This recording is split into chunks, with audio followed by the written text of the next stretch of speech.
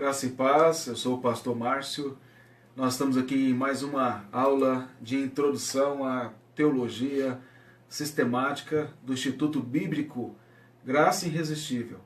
É uma aula que é para os alunos que fazem o curso EAD à distância no nosso instituto, porém nós abrimos para que outras pessoas também possam assistir essa aula e possam participar. Naturalmente os alunos eles têm outros recursos, como apostila, participação no fórum e acompanhamento da minha parte também de um professor auxiliar. Mas você pode desfrutar desse momento também e eu convido você a continuar assistindo esta aula. Para os alunos do Instituto, nós estamos na página 51. Página 51, nós já vimos sobre a Renascença, já vimos sobre o Iluminismo, como sendo mudanças na cultura que influenciaram direta ou indiretamente a teologia. Isso para mostrar que a teologia ela sofre influências positivas ou negativas da cultura do seu tempo. E às vezes essas influências elas não são nem percebidas pelos teólogos ou pela igreja. É possível que nós, e eu creio que sim, sem dúvida alguma, nós vamos ver isso mais à frente, que nós temos de alguma forma sido influenciados pela cultura pós-moderna. Eu quero então falar agora, nesse período do Iluminismo, sobre um personagem muito importante que vai lançar luz para nós entendermos o quanto que o Iluminismo influenciou a teologia, formando o liberalismo teológico. Liberalismo teológico também é algo que nós vamos trabalhar especificamente mais à frente. E é uma distorção dentro da teologia que causou causou a apostasia de muitas pessoas por causa do afastamento das Escrituras. Então nós vamos falar sobre Immanuel Kant.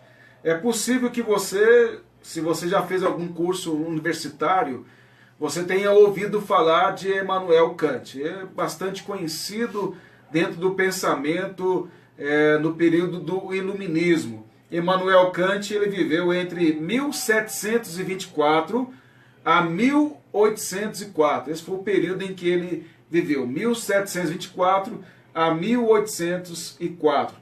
Ele foi um grande pensador iluminista. Ele assim definiu o iluminismo.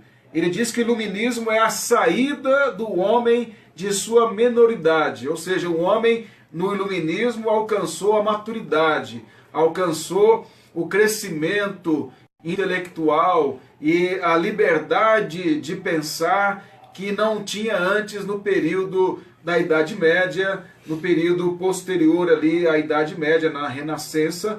Agora, com o Iluminismo, o homem alcança a sua maturidade, sai desse período de menoridade, como Kant coloca. Kant entendia que a religião autêntica só seria válida se ela vivesse de acordo com deveres racionalmente discerníveis, ou seja, ele defendia que a religião tinha valor, mas o seu valor estava ligado a questões morais e ética, naquilo que trazia algum benefício à sociedade e à cultura. A gente vai entender um pouco melhor isso, e eu já quero te adiantar que esta parte do curso pode parecer um pouco cansativo para você, porque ele é bem filosófico.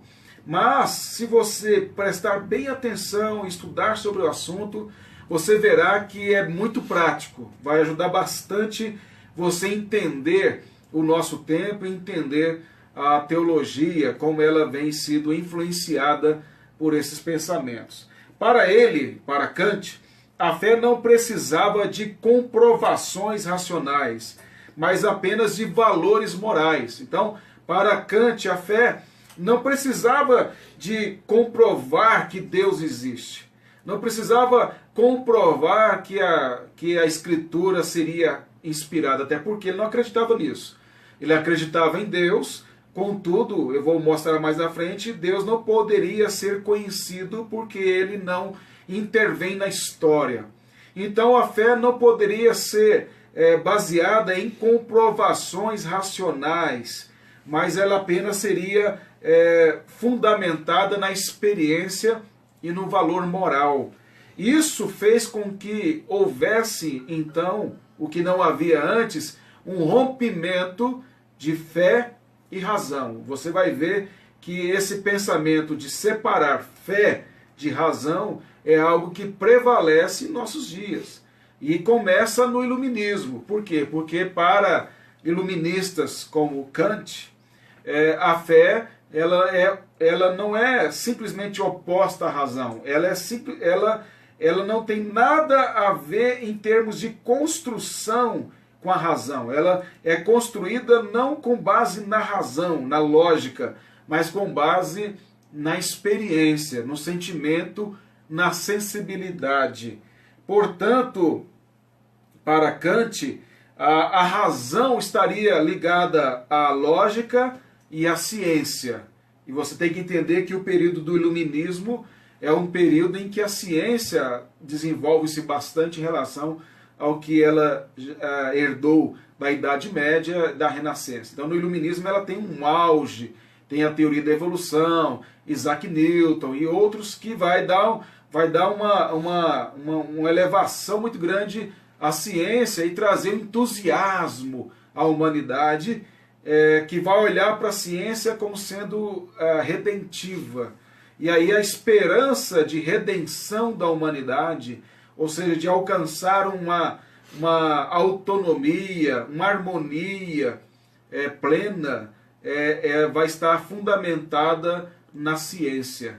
E aí então a fé ela é desprezada nesse processo. Portanto, fé seria algo não fazendo parte de uma construção racional, e a razão seria baseada na lógica e na ciência.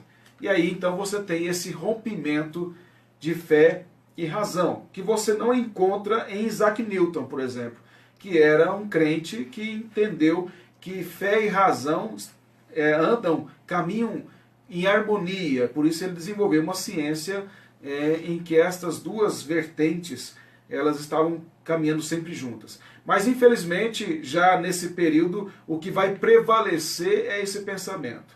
E aí você olha, trazendo esse pensamento de fé e razão como sendo coisas opostas, você percebe que a igreja evangélica, na sua teologia e na sua prática, ela prega exatamente isso, que fé é uma coisa totalmente fora da razão e que não pode ser sistematizada, não pode ser compreendida, não pode ser aprendida em termos racionais, e que a fé se baseia na experiência e no sentimento. Você olhando por esse ângulo, entende a importância de compreender Kant, de entender o iluminismo, que influenciou a igreja, e nós herdamos essa influência na teologia que prevalece na igreja. Na página 52, aí a construção racional de Kant, como que ele entendia a construção do pensamento, do conhecimento. Se nós olharmos para Kant, temos que entender um pouquinho o que vem antes. Por exemplo, na filosofia antiga, de 400 a.C. a 1400 depois de Cristo, nós temos aí os filósofos defendendo um pensamento racional fundamentado na metafísica. O que é metafísica? Metafísica é o que está além da física. Então todos esses pensadores, filósofos pré-socráticos, nós sabemos que Sócrates é a referência dentro da filosofia, tem o período pré-socrático, ou seja, os que viveram antes de Sócrates, os socráticos que viveram no período de Sócrates e os pós-socráticos que viveram após Sócrates, ou seja, que desenvolveram a filosofia nessas perspectivas. Todos eles acreditavam no transcendente, acreditavam na metafísica. Agora, com Kant, esses filósofos eles não são considerados agora como sendo uma base racional nesse aspecto. Por quê? Porque para Kant, no que diz respeito à metafísica, o que diz respeito ao que é transcendente, não pode ser alvo de raciocínio lógico. Por quê? Porque o que é transcendente, ou seja, o que é da metafísica, que está além da física, não pode ser contido, não tem contato com a nossa realidade. E se não tem contato com a nossa realidade, não há como passar pelo crivo da razão, não há como passar pelo entendimento da nossa lógica. Dentro dessa perspectiva, Kant entendia que a metafísica, ou a crença na metafísica, ela, na verdade, impedia o homem de navegar mar aberto, de navegar no conhecimento, de desenvolver-se. E é justamente por isso que, para Kant, o iluminismo é o momento em que o homem encontra a maioridade, porque agora ele não está mais preso a essas amarras da metafísica, mas ele pode agora desenvolver na sua realidade, que ele chama de mundo fenomenal, daqui a pouco eu vou falar sobre isso, que são os fenômenos da realidade, e que agora, a partir desta realidade, nós podemos desenvolver com os métodos corretos do conhecimento, desenvolver o verdadeiro conhecimento. Esse era o sentimento que prevalecia na maioria dos iluministas, e Kant foi um grande defensor e que influenciou bastante nesse sentido. É importante também entender que Kant foi impactado pelas descobertas científicas da época e, por exemplo, pelas descobertas e invenções de Isaac Newton e outros. Portanto, para Kant, o desenvolvimento do conhecimento através dos métodos científicos levaria ao verdadeiro conhecimento. Portanto, no período do iluminismo, acreditava-se na verdade absoluta, ou acreditava-se que alcançaria a verdade absoluta através dos métodos racionais e científicos corretos. Havia então uma esperança na humanidade iluminista de encontrar ou de chegar-se a verdades absolutas, porque para o iluminismo a realidade era somente esta realidade aqui, e sendo esta só a nossa realidade, basta apenas nós descobrirmos os caminhos para alcançar o conhecimento verdadeiro. Esse foi o sentimento deles, e diferentemente do que pensa a pós-modernidade na qual estamos, que não há verdade absoluta. Por quê? Porque a pós-modernidade é justamente a frustração do iluminismo, porque eles não encontraram a verdade absoluta, se frustraram, e agora então a mensagem é que não há verdade absoluta, mas há na realidade a verdade ela é relativa, de acordo com a experiência e o sentimento de cada pessoa. Eu estou jogando luz aí para você entender o porquê que eu estou tratando isso agora, para chegar na pós-modernidade, para chegar na leitura do nosso tempo, compreendendo essas coisas. Para Immanuel Kant, aí na página 53, nós temos o seguinte entendimento, que Kant ele sintetizou a visão empírica dos ingleses, dos filósofos ingleses. Empirismo tem a ver com experiência. Então ele sintetizou, ele uniu a visão empírica dos filósofos céticos ingleses, como John Locke, Francis Bacon e outros, e uniu isso ao chamado de inatismo de René Descartes.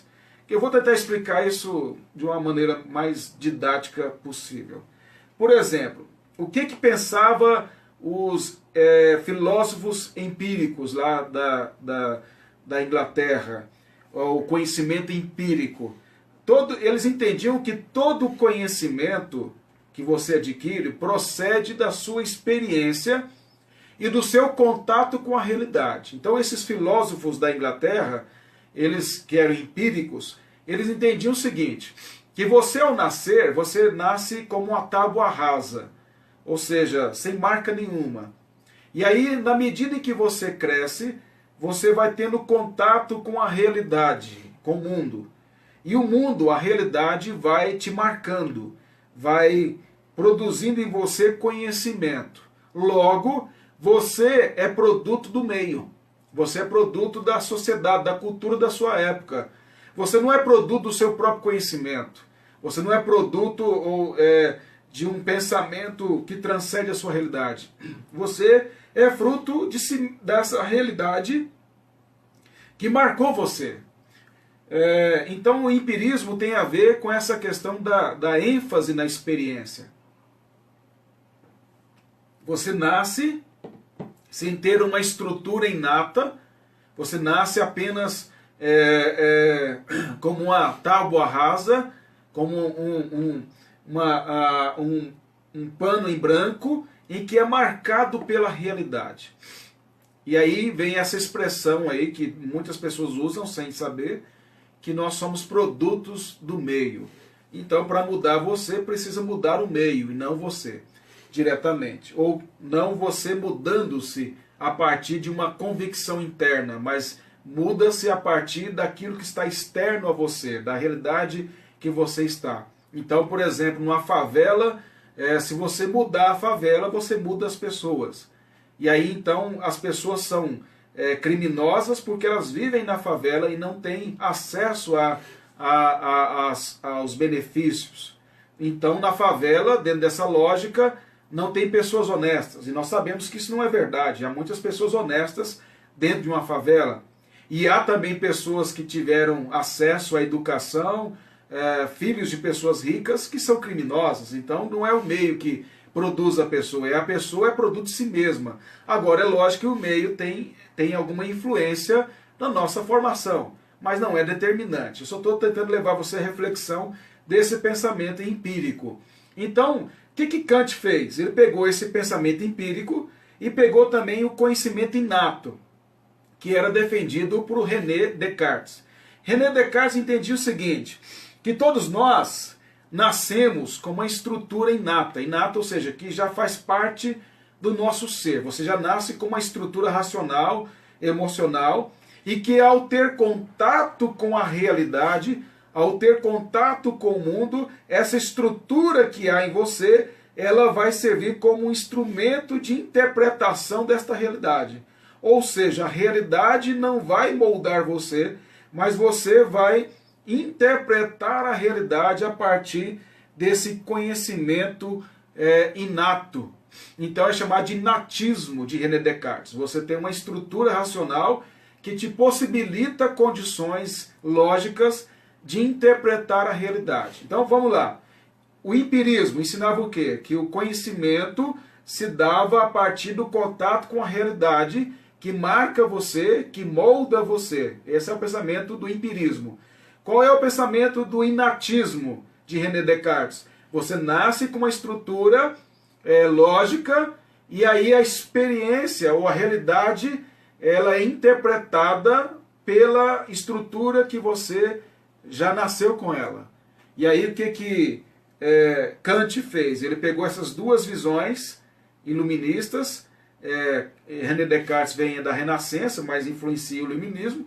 Ele pega essas duas linhas de pensamento e ele sintetiza e cria a própria linha de pensamento dele, que é justamente a ideia essencial da filosofia, desenvolver-se a partir de outros, critica os anteriores e desenvolve uma antítese da tese dos anteriores e aí faz uma síntese. Esse é o pensamento filosófico. Então Kant faz o quê?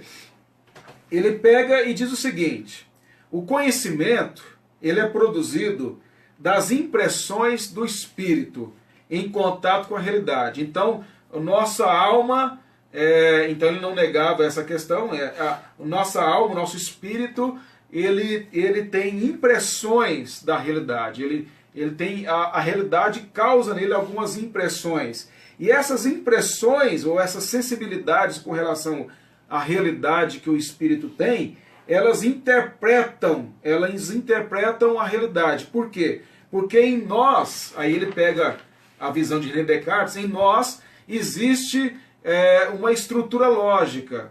Então, veja só, ele diz, as impressões na sua alma, associadas à estrutura que você já nasce, uma estrutura lógica, em contato com esta realidade, interpreta esta realidade, e ao interpretar essa realidade você chega a um conhecimento verdadeiro.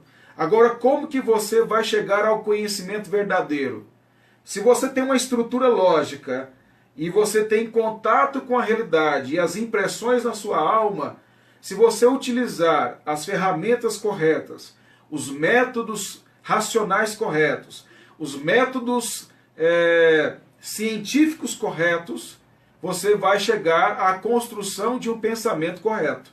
Você vai chegar à construção do verdadeiro conhecimento. Então é mais ou menos assim. Vou tentar exemplificar mais ainda. O homem tem uma sensibilidade para com a realidade. Então você tem uma sensibilidade inata em você.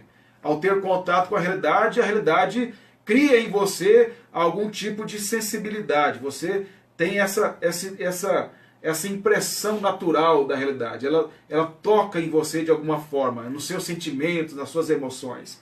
E aí você precisa pegar essas impressões que tem em você devido ao contato com a realidade, usar a estrutura racional que você tem, lógica, e interpretar essa experiência que você teve.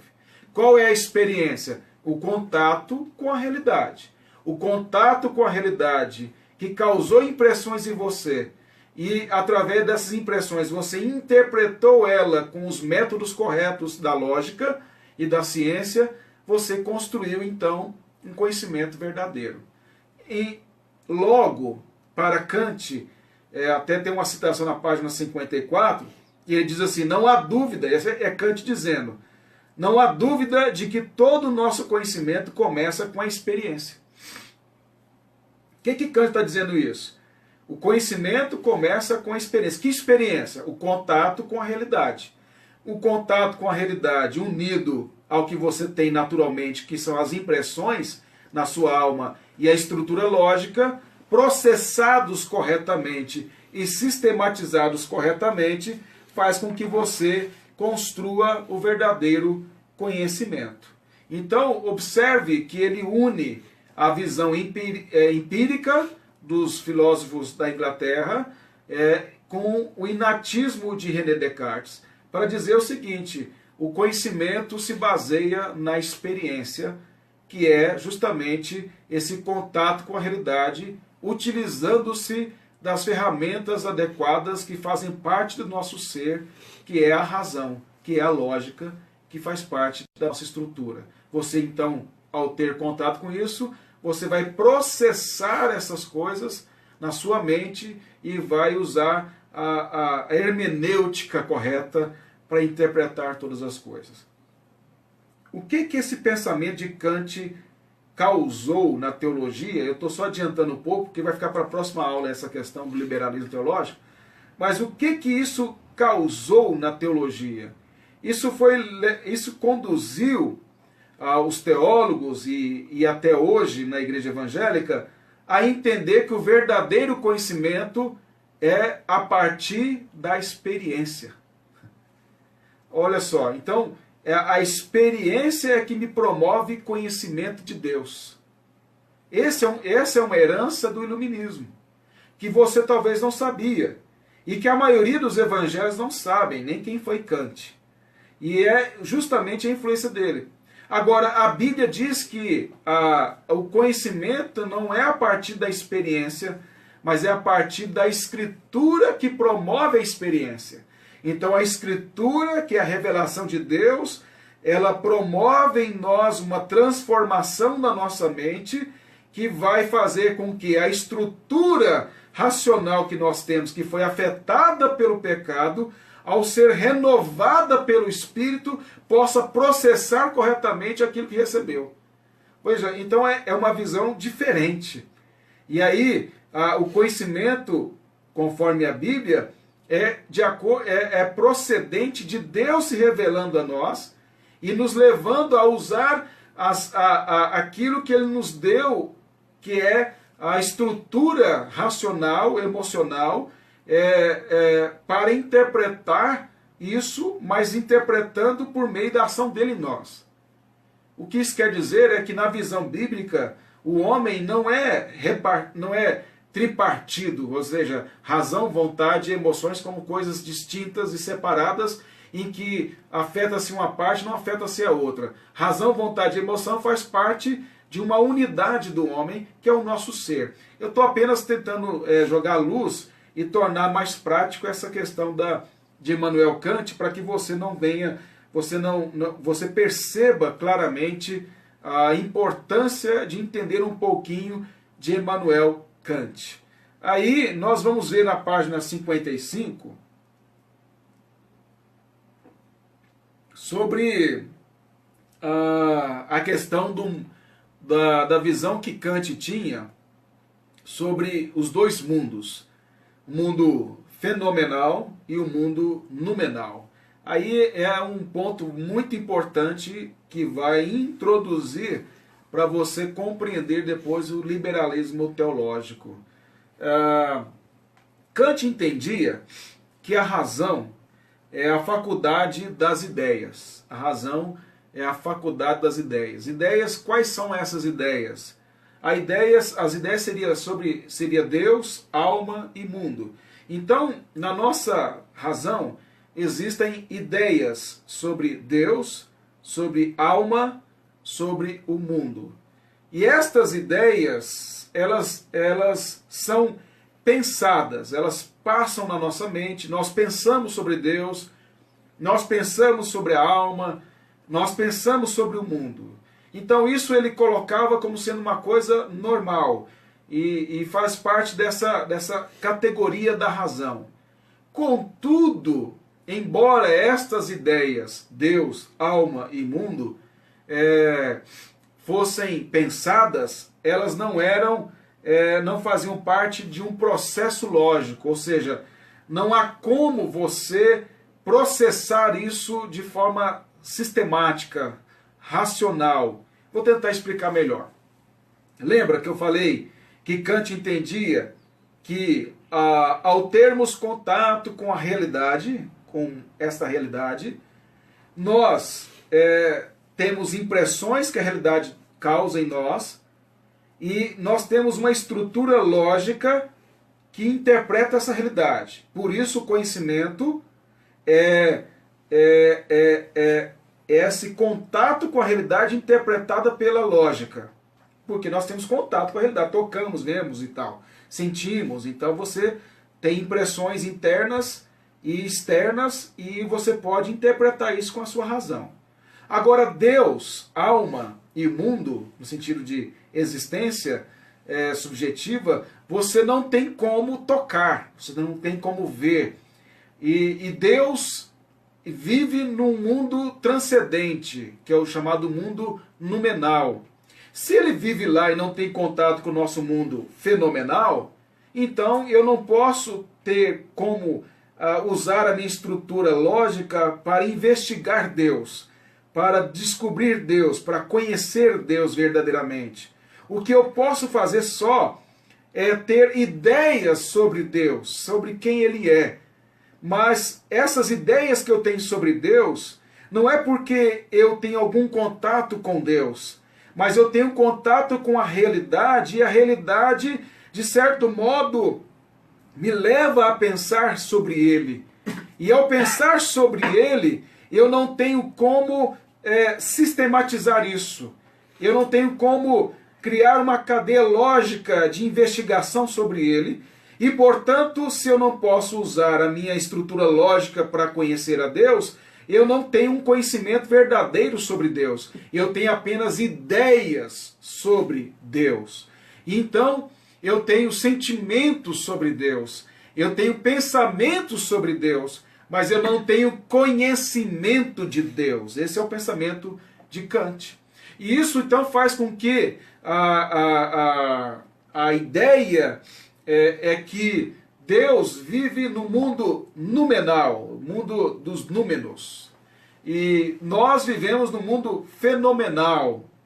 E esses dois mundos, eles não têm interferência um com o outro. Deus está numa dimensão, nós estamos em outra dimensão, Deus não intervém na história, Deus não se revela na história, e portanto, se Deus não intervém na história, não revela-se na história, eu não posso conhecer a Deus, eu posso apenas ter uma ideia sobre Deus. Mas qual seria a importância para Kant de eu ter uma ideia sobre Deus, de eu ter religião, de eu acreditar ou pensar sobre Deus? Aí ele diria o seguinte, que pensar sobre Deus é benefício porque faz com que haja um senso moral na humanidade. Ou seja, é necessário crer que Deus exista, é necessário crer, pensar sobre Deus, porque isso cria um sentimento moral.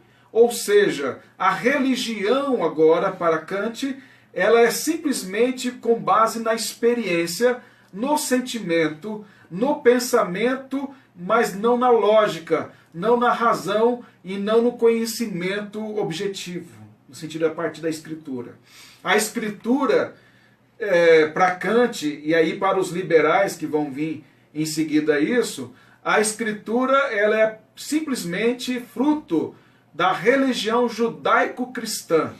Ela é fruto de uma percepção religiosa dos judeus e dos cristãos. Ela é fruto de um pensamento religioso. Ela não é fruto de uma revelação de Deus. Ela não é fruto de uma intervenção de Deus na história. Ela não é fruto de Deus inspirar homens. Por quê? Porque Deus não intervém na história. Porque Deus vive no mundo noumenal. E nós vivemos no mundo fenomenal. Aí você começa a entender o enfraquecimento da convicção acerca da Escritura. Por esta razão é que começa então na teologia sistemática ter esse primeiro capítulo, esse primeiro tema que nós estamos na introdução à teologia sistemática, que trabalha essa questão toda para falar da inspiração das Escrituras. Se você olhar na nossa apostila, a última parte é sobre a inspiração das Escrituras. Mas para falar da inspiração das Escrituras, é preciso falar de tudo isso aqui para que a gente entenda que antes disso aqui, do iluminismo e do liberalismo teológico, não havia discussões sérias acerca da inspiração das Escrituras, ou seja, ninguém duvidava que a Bíblia era inspirada, a palavra de Deus. Eu digo assim, entre os teólogos. Mas com o iluminismo, entre os teólogos surgiu uma classe chamada liberalismo teológico, em que começou-se a defender que a Bíblia não é palavra de Deus, a Bíblia é fruto da experiência religiosa judaico-cristã. E aí, para o seu espanto, talvez, há muitos entre nós que pensam assim. Há muitos teólogos na internet que pensam assim. Há muitos teólogos nos seminários que pensam assim. Há muitos pastores que pensam assim. Porém, no nosso tempo, por ser uma cultura pós-moderna, esses pastores liberais, eles dizem que não são liberais. Eles apenas dizem que não são xiitas, como eu, como outros que acreditam na inspiração da Escritura, na infabilidade da Escritura, na inerrância das Escrituras. Eles falam, não, nós somos reformados, só não cremos como esses xiitas fundamentalistas acreditam. Que para mim é um elogio ser um fundamentalista nesse sentido quando é dito por eles.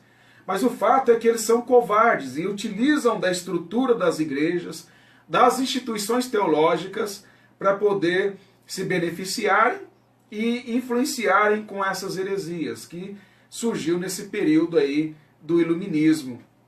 Por quê? Porque foi uma tentativa de dar resposta aos iluministas, e nessa tentativa de dar respostas racionais, se encantaram com o racionalismo desse período e se perderam completamente.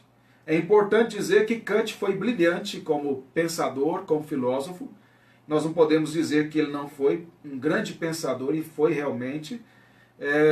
Kant não era ateu, Kant acreditava que Deus existia, porém numa dimensão intransponível, uma dimensão que nós não temos como ter contato com ela, e é por isso que nós temos pensamentos sobre Deus e não processamentos lógicos sobre Deus. Então você percebe que ele uniu essa questão do empirismo e do inatismo, que eu citei bem antes. E para ele, então, para Kant, o processo do conhecimento se dava pela recepção das representações da realidade, ou seja, ao ter contato com a realidade, eu recebo representações desta realidade, e aí eu processo dentro de mim, com a minha estrutura lógica, sobre o que eu estou recebendo da percepção da realidade. E aí eu chego ao conhecimento verdadeiro. Ou seja, para Immanuel Kant, nós somos sujeitos internos desse conhecimento. Na medida em que eu uso o meu conhecimento interno, o meu intelecto, a minha razão, em contato e com as percepções da realidade inatas em mim, eu então construo um conhecimento verdadeiro que é fruto da minha experiência de ter contato e processar dentro de mim. Não sei se eu consegui transmitir com didática esse conteúdo que eu considero aqui da nossa apostila, nosso módulo, a parte talvez mais difícil de ser explicada, porque é bem filosófico e pode parecer que não tem muita importância para a teologia, para a nossa vida. Mas como eu venho dizendo, a teologia, ela amplia o nosso conhecimento. Ela faz com que a gente enxergue as coisas de uma maneira mais ampla, mais madura e possa ter discernimento. O que eu quero fornecer para você é ferramentas de interpretação da realidade e, lógico, tendo a Escritura como óculos de interpretação. Veja a diferença. Para Kant, o óculos de interpretação da realidade era essa estrutura lógica em nós. Para nós, o óculos da interpretação é a Escritura. Toda a Escritura é inspirada por Deus e útil para o ensino, repreensão, correção e educação na justiça. Nós entendemos que a Escritura, como óculos, corrige a nossa visão. Você colocar um óculos de grau é porque você quer corrigir a sua visão. Sem o óculos você não enxerga bem. Mas você tem a visão, porém, sem o óculos ela fica distorcida. Ela não vê bem as coisas, não vê bem a realidade e pode cometer gravíssimos erros por causa, vamos imaginar alguém com sérios problemas de visão. E aí, com o óculos adequado, você enxerga corretamente a realidade, as coisas. Então imagine assim, nossa visão da realidade foi completamente afetada pelo pecado. Nós precisamos de um óculos perfeito para, através das lentes desse óculos, enxergar a realidade. Então, se você usar outro óculos que não seja a Escritura, você não vai enxergar corretamente a realidade. Kant e os demais iluministas e os liberais utilizaram a experiência, a razão afetada pelo pecado, o coração e a ciência, que é produto de homens afetados pela queda, para interpretar a realidade e para buscar o verdadeiro conhecimento. Mas a busca do homem pelo verdadeiro conhecimento, que é uma busca pela redenção, faz parte da nossa natureza caída. E o verdadeiro conhecimento, nós sabemos quem é. É uma pessoa e não é um conceito, é Cristo, que Ele é o caminho, a verdade e a vida. Que nós possamos crescer na graça e no conhecimento do Senhor Jesus. Espero que esta aula tenha contribuído para o seu conhecimento. Nós paramos aqui na página 56. Próxima aula será sobre Immanuel Kant e a sua influência na teologia, para falarmos sobre o liberalismo teológico. Espero que você leia esse conteúdo, assista novamente esta videoaula e possa tirar depois as suas dúvidas, caso tenha alguma. Que Deus assim nos abençoe, muito obrigado, e que possamos todos crescer juntos na graça e no conhecimento do nosso Senhor Jesus Cristo. Amém.